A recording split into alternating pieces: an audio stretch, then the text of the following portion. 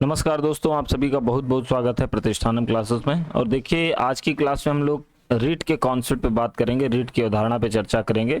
पिछली क्लास में हम लोगों ने ये चीज़ देख ली थी कि अगर आपके मूल अधिकार जो भारतीय संविधान में जो आपके लिए मूल अधिकार दिए गए हैं, अगर वो आपको किसी भी स्थिति में नहीं मिलते हैं, फंडामेंटल राइट का अगर वायलेशन होता है, तो उस कंडीशन हम लोगों ने चर्चा किया था कि एक तो है आर्टिकल 32 के तहत सुप्रीम कोर्ट में जाकर सुप्रीम कोर्ट का दरवाजा खटखटा कर आप अपने मूल अधिकारों को प्राप्त कर सकते हैं, फंडामेंटल राइट प्राप्त कर सकते हैं। और दूसरी चर्चा हम लोगों ने की थी आर्टिकल 226 के तहत आप हाई कोर्ट में भी जाकर अपने मूल अधिकारों को प्राप्त कर सकते हैं। तो ये चर्चा हम लोगों ने पिछली क्लास में की थी, ठीक है। तो आइए आज हम लोग रीट पर डिटेल चर्चा करेंगे। ये टॉपिक जो है पेट प्रारंभिक परीक्षा 2022 के लिए अति महत्वपूर्ण है। साथ में बीपीएससी प्रारंभिक परीक्षा जो 67वीं बीपीएससी का एग्जाम होने जा रहा है उसके लिए महत्वपूर्ण है। साथ में आरओ 2022-23 का जो एग्जाम आपका आयोजित होगा उसके लिए भी ये टॉपिक अति महत्वपूर्ण है। तो आइए इस पर चर्चा करते हैं। देखिए, सबसे पहली जो हमारी रीट है उसको कहते हैं बंदी प्रत्यक्षीकरण, इसको बोला जाता है हैबीस कॉर्पस। तो जो सबसे पहली रीट है उसको कहते हैं बंदी प्रत्यक्षीकरण, जिसको हम लोग बोलते हैं हैबीस कॉर्पस। बंदी प्रत्यक्षीकरण का सीधा सा मतलब हुआ, बंदी का मतलब ये है कि जिसको आपने बंदी बनाया हुआ है, और प्रत्यक्षीकरण का मतलब होता है आमना सामना, मतलब आपने जिसको कैद किया, मतलब पुलिस ने जिस भी व्यक्ति को कैद किया है, न्यायपालिका के समक्ष इस बात की पुष्टि होनी चाहिए कि उसने सही आदमी को बंदी बनाया है या गलत आदमी को। कई बार क्या होता है कि अपराध कोई और करता है जबकि पुलिस किसी और को उठा कर ले जाती है, तो इसको कंफर्म करने के लिए ये रिट जारी की जाती है कि वही व्यक्ति गिरफ्तार हुआ है जिसने ये क्राइम किया है या किसी दूसरे व्यक्ति को गिरफ्तार कर लिया गया है, ठीक है। तो इसमें ये बात होती है। आइए यहाँ पर जल्दी से उसको देख लेते हैं कि यह रिट एक आदेश के रूप में है जिसमें उस व्यक्ति को जिसने किसी अन्य व्यक्ति के विरुद्ध किया है, यह आदेश दिया जाता है कि वह उसे न्यायालय के समक्ष उपस्थित करे। देखिए, ठीक है, जिससे न्यायालय यह जान सके कि उसे क्यों निरुद्ध किया गया। तो पहला प्रश्न ये है कि इसलिए न्यायपालिका ये जारी करती है रिट कि भैया उसको गिरफ्तार क्यों किया गया है, कहीं तो ऐसा तो नहीं कि वह निरपराध है और उसे अरेस्ट कर लिया गया और यह बंदी रखने का विधिक औचित्य नहीं है, तो उसे मुक्त कर दिया जाए, और अगर गलत तरीके से उसे अरेस्ट कर लिया गया है तो उसको छोड़ दिया जाए। तो यह रिट सार्वजनिक प्राधिकरण या प्राइवेट व्यक्ति दोनों के खिलाफ जारी की जा सकती है। इस पूरी कॉन्सेप्ट का सबसे महत्वपूर्ण लाइन आपको यहां पर मिलेगी कि यह जो है किसी भी सार्वजनिक संस्था या निजी संस्था के व्यक्ति के खिलाफ भी जारी हो सकती है। तो इसका ध्यान रखेंगे कि यह सरकारी सेक्टर में भी लागू है उतनी ही, और प्राइवेट सेक्टर में भी लागू है। निजी व्यक्तियों के खिलाफ भी इसको लागू किया जा सकता है और सरकारी व्यक्तियों के खिलाफ भी इसको जारी किया जा सकता है। इसका विशेष ध्यान रखेंगे। महत्वपूर्ण बात यहां पर यह है कि आर्टिकल 352 के तहत आपातकाल में भी इस रिट को निलंबित नहीं किया जा सकता। पीसीएस वाले अभ्यर्थी यहां पर ध्यान देंगे कि उनसे स्टेटमेंट में ऐसे प्रश्न पूछे जा सकते हैं कि बंदी प्रत्यक्षीकरण के बारे में डिटेल बोल सकता है, और फिर अगली लाइन में ये बोल सकता है कि हालांकि अनुच्छेद 352 के तहत इसे जारी नहीं किया जा सकता। तो आपको वहां पर तय करना होगा कि स्टेटमेंट कितने सही हैं और कितने गलत। तो ये रही बंदी प्रत्यक्षीकरण की बात। आइए जल्दी से दूसरी रीट की बात करते हैं जिसको हम लोग बोलते हैं परमादेश। अब देखिए, परमादेश जिसको हम लोग मैंडमस बोलते हैं, इसमें दो शब्द हैं निहित हैं। देखिए, परम और आदेश। परम मतलब होता है बड़ा, सर्वश्रेष्ठ, और आदेश मतलब होता है ऑर्डर देना। तो जब सर्वोच्च संस्था कोई आदेश देती है तो उसी को बोलते हैं सामान्य तौर पर परमादेश। अब देखिए, इसको इंग्लिश में बोलते हैं वी कमांड। क्या बोलते हैं भैया? We command.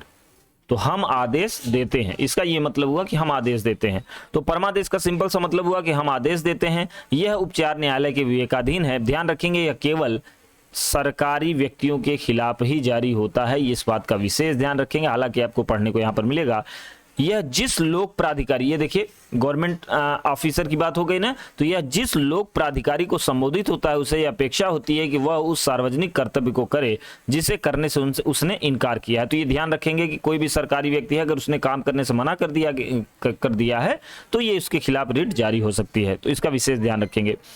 आइए तीसरी रिट की बात करते हैं जिसको हम लोग बोलते हैं प्रतिषेध। इसको बोलते हैं प्रोहिबिशन। प्रतिषेध का मतलब होता है रोकना, ठीक है।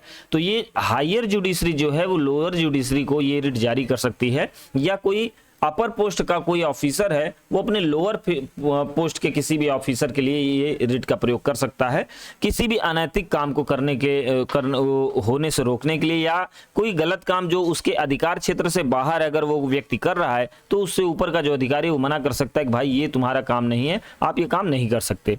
दूसरे, सर्वोच्च न्यायालय या उच्च न्यायालय द्वारा अधीनस्थ न्यायालयों, मतलब जो उसके अंडर में रहते हैं जुडिशियल बॉडी, उसके बारे में बात हो रही है, या न्यायिक निकायों को अपने न्याय क्षेत्र की अधिकारिता से बाहर काम करने से रोकने के लिए जारी किया जाता है। वही बात है जो हम लोगों ने डिस्कस कर ली है। तो ये प्रतिषेध की बात हुई।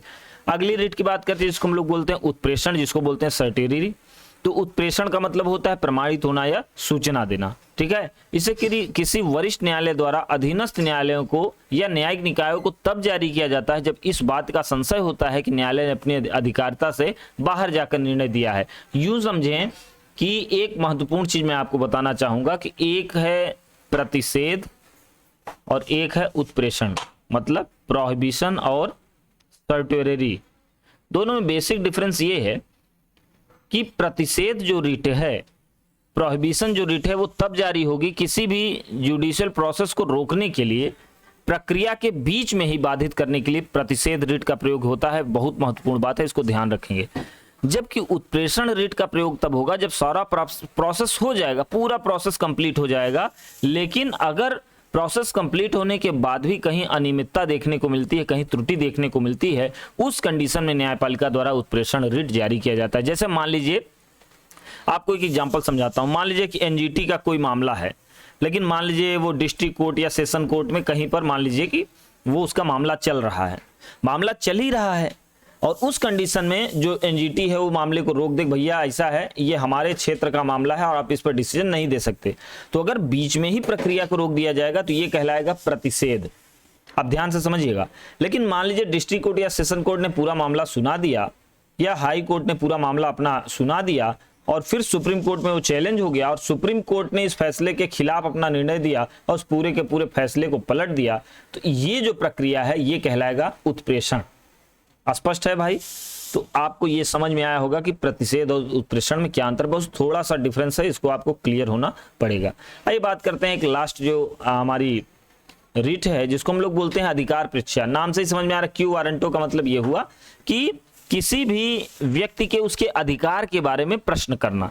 तो इसका सिंपल सा ये मतलब है कि किसी प्राधिकृत या वारंट के द्वारा इसको जानकारी पहुंचाना है कि भैया आपका क्या अधिकार है। किसकी बात हम लोग कर रहे हैं? आपका क्या अधिकार है। मतलब किसी भी सार्वजनिक पद पर अगर कोई व्यक्ति आसीन है तो उससे प्रश्न किया जाएगा कि आप ही उपयुक्त व्यक्ति हैं या आपकी जगह कोई और तो नहीं है। तो ये है, इसका मतलब ये होता है, क्यू वारंटो का सिंपल सा मतलब ये है। इसे न्यायालय द्वारा किसी व्यक्ति के सार्वजनिक कार्यालय में अपने पद के दावे की जांच के लिए जारी किया जाता है।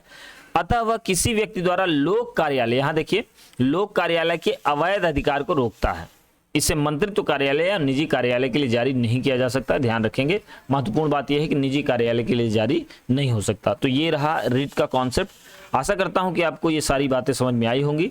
तो एक बार रिट का कॉन्सेप्ट अच्छे से रिवाइज कर लीजिएगा। हम लोगों ने 5 रिट के बारे में बात की है। सबसे पहले हम लोगों ने देखा है बंदी प्रत्यक्षीकरण, फिर हमने देखा बंदी प्रत्यक्षीकरण के बाद हमने देखा है कि परमादेश, फिर हमने देखा उत्प्रेषण, फिर हमने देखा प्रतिषेध, और फिर हमने देखा अधिकार परीक्षा। आशा करता हूं कि आपको ये बात समझ में आई होगी। मिलते हैं अगली क्लास में। पूरा लेक्चर देखने के लिए बहुत बहुत धन्यवाद।